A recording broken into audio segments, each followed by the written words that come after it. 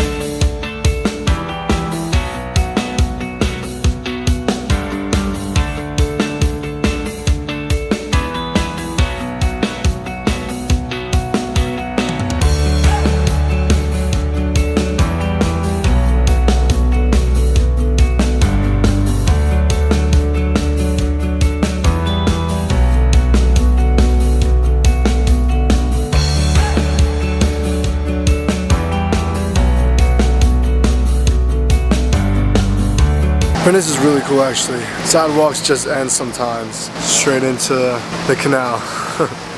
So you gotta be careful, but it's really cool. I like it a lot.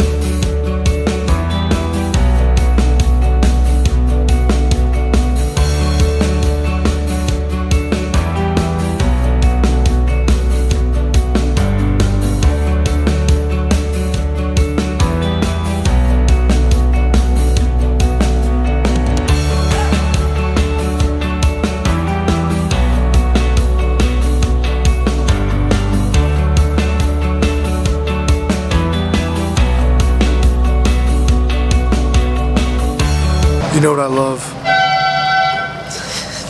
Finding the one Italian Turkish kebab place in Venice. Go in there, take a big whiff, and just smell the staleness of the food.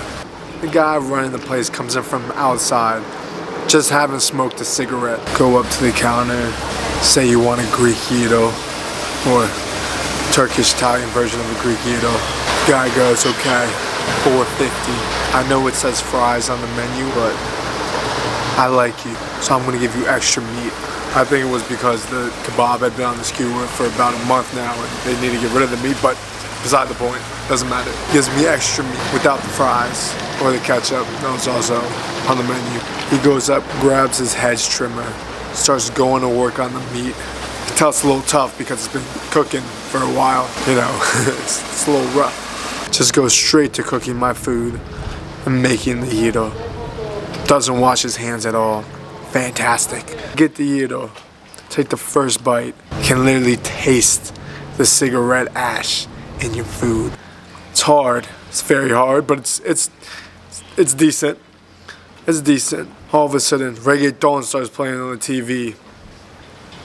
The greatest cultural experience I've ever had in my life. It's fantastic.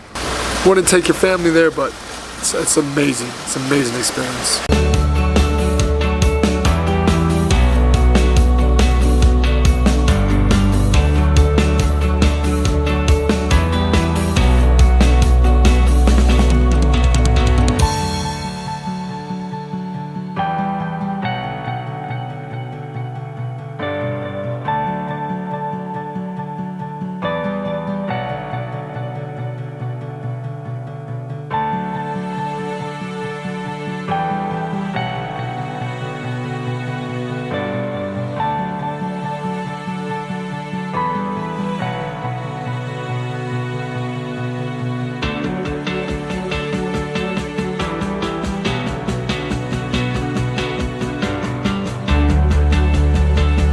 I made it to the other side of Venice, I think, and That's pretty cool. Venice is awesome. It's like one giant maze. You have to figure it out.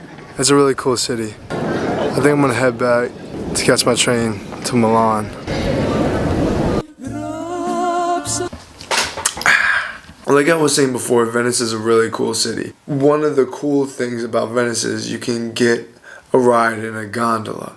And a gondola is one of those boats that the guy rows in the back.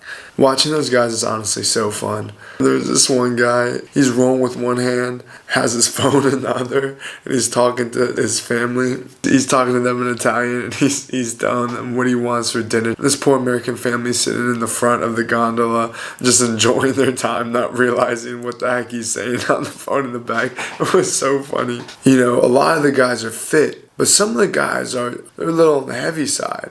And I was just wondering, like, how is that possible? Because they're rowing all day long. I was watching them pull in. So typically all the gondolas pull into the same general canal to park and pick up tourists that want to go on these boats. And I was at one of the canals that they parked the gondolas. And so I'm sitting there, and this guy got a full belly, cigarette in his one hand, rowing with the other hand, and he's pulling up, and he says to another guy, Yorgos, I boles mu inexistes, ke okolos mu ponai, gamotin trela mu gamo. I'll tell you guys what he said in a minute, but my first reaction was, hold on, wait a minute. You mean to tell me there are two Greek guys rowing in a freaking gondola in Venice?